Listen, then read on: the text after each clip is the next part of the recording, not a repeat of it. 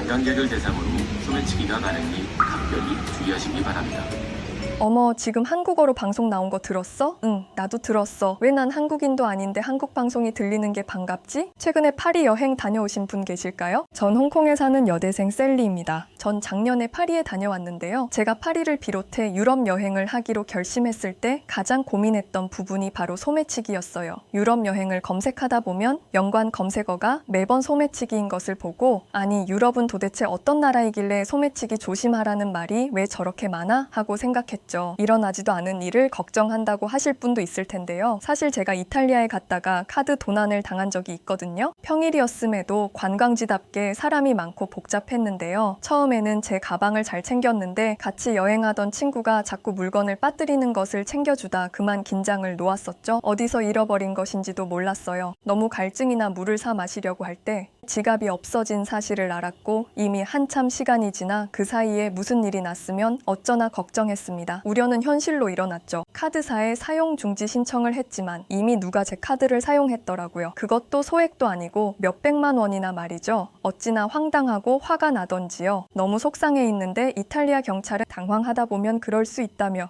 대수롭지 않게 이야기하더군요. 그 모습에 더 화가 났어요. 이게 타지에 나와서 겪는 서름인가 싶고 속상했던 마음이 쉽사리 달래지지 않았죠. 같이 여행한 친구가 너무 신경 쓰이고 미안해해서 남은 일정은 내색하지 않으려고 했습니다. 다행히 현금과 카드 지갑을 분리해서 갖고 있어서 여행을 마무리할 수는 있었거든요. 그날 이후 전 여행할 때 절대 지갑을 잃어버리지 않고자 최대한 준비할 수 있는 건 준비했습니다. 슬리밍백에 종류별로 자물쇠를 준비하고 핸드폰 스프링줄에 여권 케이스도 준비했어요. 그래도 불안한 마음은 가시지 않더라고요. 또 지갑을 잃어버릴 수 있다는 생각에 유럽에 가는 건 정말 내키지 않았어요. 단짝 친구 소피아는 그래도 이제 꽤 시간이 지났으니 다시 여행을 가보는 게 어떠냐며 파리를 가자고 했습니다. 제가 파리는 소매치기로 악명 높은 곳이라 싫다고 하자 요즘 유튜브에서 소매치기 안 당하는 법도 있다고 보여주었습니다. 길 조심, 숙소 조심, 지하철 조심하라고 하며 가장 조심해야 할 건 사람이라고 했습니다. 사인해달라고 하는 여자들을 조심하고, 팔찌파는 사람들을 조심하고, 사람 많은 지하철 안, 박물관 안에서도 조심하라고 했습니다. 고가의 핸드폰이나 카메라를 들고 다니는 관광객을 노리는 수법이 있다면서 말이죠. 전 이렇게 해서 굳이 가야 하나 싶었지만 함께 여행을 가자는 소피아의 제안을 거절하기는 힘들었습니다. 그렇게 저는 파리를 여행하게 되었죠. 지하철에 들어섰을 때 제 긴장은 최고조에 달했습니다. 혼잡스러운 시간대라 사람이 너무 많았거든요. 프랑스어, 영어, 그리고 중국어, 일본어로 소매치기를 조심하라는 방송이 나오는 것은 들어봤는데요. 갑자기 귀에 들리는 안내문이 있었습니다. 그리고 관광객을 대상으로 소매치기가 많으니 각별히 주의하시기 바랍니다. 파리에서 한국어로 된 안내방송을 듣다니요. 전 너무 신기했습니다. 제가 한국어 방송이라는 것을 알고 정확히 안내 멘트까지 기억하는 이유가 있어요.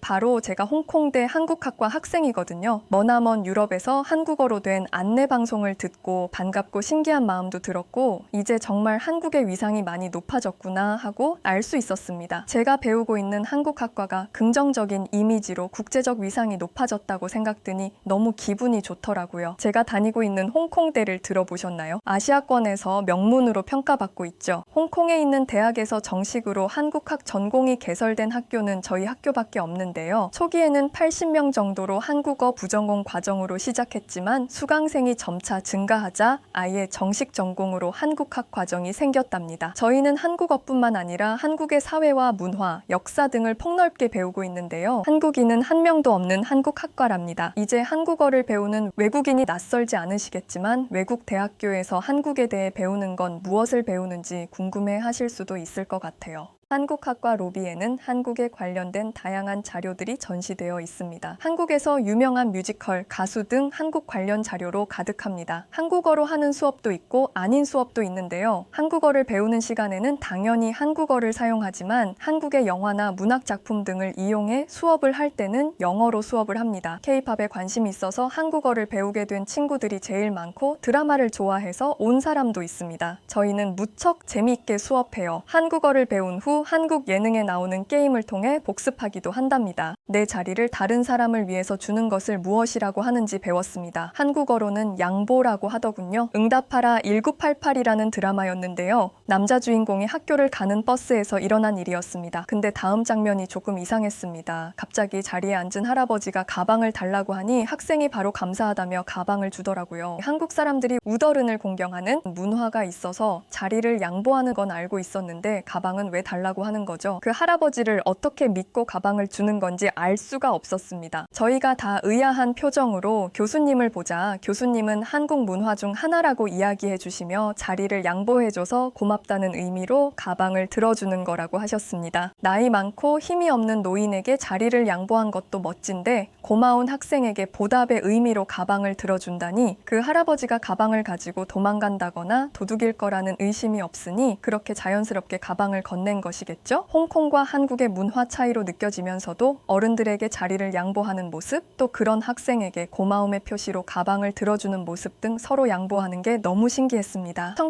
1988년이면 지금으로부터 30년도 더 된 이야기인데 말이죠. 한국 사람들은 지금도 그렇게 서로 양보하며 지낼까 궁금해지기도 했습니다. 전 졸업 후에 통역사가 되는 것이 꿈이에요. 홍콩 내에 한국에 대한 관심도 많고 한국 기업들도 많이 진출하고 있어 취업에도 무척 유리할 것 같아요. 다른 친구들처럼 저도 K-팝을 좋아해서 한국어에 관심을 갖게 되다. 이렇게 전공까지 하게 되었는데요. 처음에는 너무 예쁘고 멋진 한국 가수가 좋고 노래도 좋아서 노랫말을 궁금해하고 따라 부르고 싶어서 한국어를 배웠는데요. 한국에 대해 알면 알수록 한국의 문화를 사랑하게 되었습니다. 경제적으로 문화적으로 성장한 한국은 세계에서 가장 영향력 있는 여권 순위에서 항상 상위권에 랭킹한다고 하더군요. 2024년 헨리 여권 지수에 따르면 전 세계 193개국에 무비자로 입국이 가능하다고 했습니다. 국제항공운송협회 자료를 바탕으로 199개국 여권 소지자가 무비자로 입국할 수 있는 국가를 평가하여 분기별로 공개하고 있는 것인데요. 한국은 지난 하반기 3위에서 2위로 상승했더라고요. 제가 한국은 무척 신뢰받는 국가인 것 같다고 이야기하자 제 친구 브리짓은 이건 뭔가 조작된 것 같다며 믿을 만하지 못하다고 했습니다. 중국이 62위를 기록한 것에 분개하는 것이 그 이유였습니다. 중국의 영향력이 세계적으로 얼마나 큰데 62위밖에 안 되냐며 조사기관에서 뭔가 착오가 있었을 거라고 화를 냈습니다. 저는 헨리 여권 지수는 여행의 자유도도 반영하고 있다며 국가 간의 이동성 격차를 반영한 것 같다고 했습니다. 그러자 브리짓은 중국이 자유롭지 않은 게 뭐가 있냐며 오히려 중국의 보호를 받는 게 더 당연하다고 이야기했습니다. 전 중국이 막대한 인구에 힘입어 경제력이 급성장한 건 맞지만 여전히 폐쇄적인 체제가 다른 나라로부터 무비자 입국 허용을 받지 못하는 것이라고 이야기했습니다. 중국은 지금도 일방적으로 국제 항공편을 줄이거나 기존 비자 효력을 중지하는 등 외국인 입국 통제로 각국의 반발을 사고 있는 경우가 종종 있거든요. 제 대학 친구지만 이렇게 균형적인 시각을 갖고 있지 못함에 놀랐었는데요. 이런 생각을 가진 사람들을 여행하다 보면 심심치 않게 볼 수 있습니다. 작년에 파리에 갔다가 프라하도 갔었는데요. 저뿐만 아니라 많은 여행객들이 해외여행을 할 때 긴장하는 부분이 바로 입국 심사일 거예요. 이 입국 심사 절차 때문에 공항에 몇 시간 대기하는 일도 생기니까요. 이렇게 번거롭고 긴장되는 입국 심사를 안 하게 되면 정말 좋을 것 같은데요. 정말 입국 심사관을 만날 필요 없이 전자여권 전용 게이트를 이용해서 자동 심사받는 장면을 보니 신기하더군요. 바로 프라하 공항에서 본 장면인데요. 기계에 여권을 스캔하고 안면 인식을 수행하면 바로 입국 날인을 받아 입국할 수 있더라고요. 어떻게 이게 가능한지 너무 궁금했고 처음에는 유럽 사람들만 이용할 수 있나 했는데 게이트에 한국인이라고 써 있는 걸 보고 너무 놀랐죠. 사실 체코는 동유럽의 보석이라고 불릴 만큼 관광객들이 많이 찾는 곳이기도 하고 입국 심사가 오래 걸리기로 유명한 공항이거든요. EU 여권을 소지하고 있지 않다면 최소 40분에서 50분은 기본이고 길게는 2시간도 대기해야 하는 곳이라고 했습니다. 그런데 한국인만 자동 입국 전용 게이트를 통해 10초대 늦어도 30분 이내에 입국이 가능하다니 너무 좋은 거죠. 제가 아주 먼 나라인 체코에서 왜 한국인에게만 이러한 혜택을 주는지 궁금해하고 있던 찰나 브리짓이 왜 한국인들만 저렇게 대해주냐며 이건 차별이라고 화를 내더군요. 제가 우리가 모르는 이유가 있겠지 하며 너무 흥분하지 말라고 해도 자신은 부당한 대우는 참을 수 없다며 목소리를 높였습니다. 공항 직원은 이렇게 소란을 피우는 중국인이 처음은 아니라는 듯 무심하게 쳐다보며 체코를 여행하는 한국인의 수가 매우 많아서 그렇다고 설명했습니다. 브리짓은 작은 나라 한국보다는 대국인 중국에서 방문하는 사람들이 훨씬 많을 텐데 왜 중국인을 위한 전용 게이트는 없냐고 항의했습니다. 직원은 계속해서 소란을 부리면 입국 절차가 더 늦어진다며 자제시키려고 했지만 브리짓은 무슨 생각인지 흥분을 멈추지 못하더군요. 체코는 중국을 차별한다면서 체코가 베이징 대신 대만의 타이베이시와 자매결연을 맺은 것을 문제 삼으며 프라하는 아시아 국가 중 유독 중국만 싫어한다고 했습니다. 보다 못한 직원이 단순히 관광객 수만으로 정해지는 것은 아니며 더더욱 중요한 이유가 있다고 이야기해 주었습니다. 바로 수많은 한국인 여행객들이 범죄를 저지르거나 불법으로 체류하지 않는다는 것이 증명되어서라고 이야기하면서 말이죠. 전 더 이상의 소란을 너무 창피할 것 같아 브리짓을 말렸습니다. 이런 이슈로 사람들의 이목이 집중되는 게 너무 불편했거든요.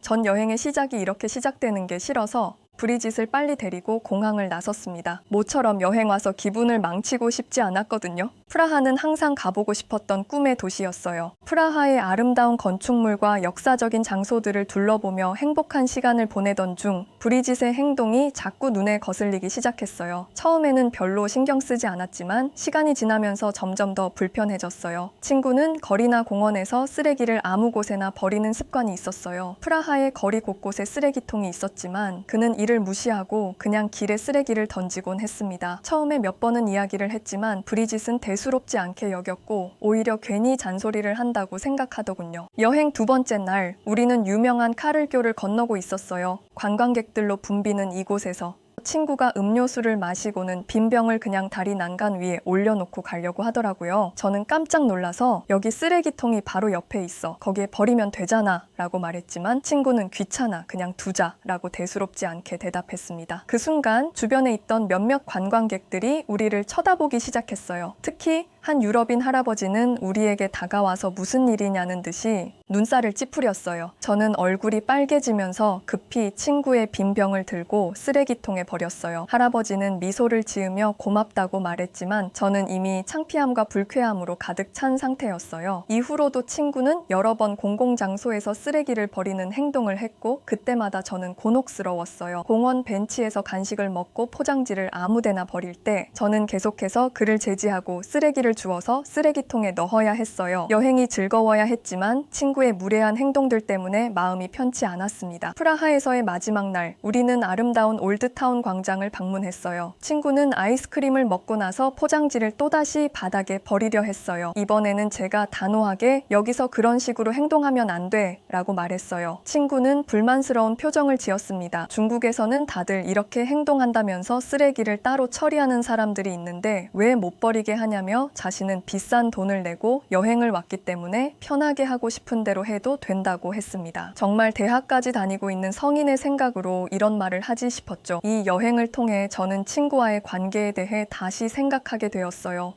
공공장소에서의 예의와 다른 사람들을 배려하는 마음이 얼마나 중요한지 깨달았어요. 프라하는 정말 아름다운 도시였지만 친구의 행동 때문에 그 아름다움을 온전히 즐기지 못한 것 같아 아쉬웠어요. 앞으로는 여행을 함께할 친구를 더 신중하게 선택해야겠다고 다짐하게 되었습니다. 다시는 브리짓과는 여행은 힘들겠다고 생각했고 시간이 흘러 방학을 맞이했어요. 이번 방학에는 드디어 한국으로 여행을 가게 되었습니다. 이번에는 소피아와 함께 여행을 가기로 했어요. 소피아는 저처럼 한국 K-팝 팬이거든요. 다른 게 있다면 전 보이그룹을 좋아하는데 소피아는 걸그룹을 좋아해요. 한국 걸그룹이 좋아하는 패션이나 화장품을 따라하고 싶어 하죠. 저희는 그렇게 기대하던 한국에 오게 되었고 인천공항에 도착해 한국어가 여기저기서 들릴 때 귀에 들리고 이해할 수 있는 대화들이 많은 것에 너무 신기하고 기뻤죠. 한국학과 전공을 선택하기 너무 잘했다며 이번 여행은 너무 재미있을 것 같다고 했습니다. 저희의 첫날 일정은 쇼핑이었습니다. 저희 같은 MZ세대들은 가성비 좋은 합리적인 쇼핑을 선호하는데요. 그런 면에서 한국에서의 쇼핑은 최고거든요. 홍콩도 쇼핑의 메카라고 하지만 저와 친구는 좋아하는 한국 가수가 있어서인지 한국의 패션이나 화장품이 더 세련되게 느껴지더라고요. 가장 먼저 가보고 싶었던 곳은 바로 명동이었어요. 명동은 한국의 쇼핑 천국으로 유명하잖아요. 명동에 도착하자마자 반짝이는 간판들과 활기찬 분위기에 감탄했어요. 길거리에는 다양한 가게들이 늘어서 있고 K-팝 음악이 흘러나오는 가게들도 많아서 기분이 절로 좋아지더라고요. 저는 K-팝 걸그룹 팬이니만큼 그들과 관련된 물품을 많이 사고 싶었어요. 먼저 명동에서 가성비 좋은 한국 화장품 가게를 찾았어요. 한국 화장품은 전 세계적으로 유명하잖아요. 여러 가게를 돌아다니며 다양한 제품들을 구경했어요. 특히 한 가게에서 세일을 하고 있어서 기초 스킨케어 제품과 마스크팩을 저렴한 가격에 구매했어요. 점원 언니가 친절하게 추천해준 제품들은 모두 피부에 좋은 성분들이 들어있어서 더욱 신뢰가 갔어요. 주름이나 미백 등의 기능성 화장품들은 훨씬 비싼데 가격이 너무 착하더라고요. 엄마와 이모 드릴 선물들을 사도 부담이 없었어요. 화장품은 같은 재료를 쓰더라도 얼마나 흡수가 잘 되게 만드는지가 기술이라고 하던데 한국의 뷰티 문화 수준이라면 유럽 화장품 못지 않을 것 같았습니다. 오히려 아시아인에게 최적화된 화장품일 거라고 생각했습니다. 다음으로 명동의 옷가게들을 둘러보았어요. 여기저기서 최신 유행하는 옷들이 많이 보였어요. 여러 가게에서 옷을 입어보며 쇼핑하는 재미가 쏠쏠했답니다. 한 가게에서 예쁜 원피스를 발견했는데 가격도 저렴해서 바로 구매했어요. 구경하는데도 무척 친절하게 다가와 안내해 주시더라고요. 더 사고 싶었지만 성수동에 있는 요즘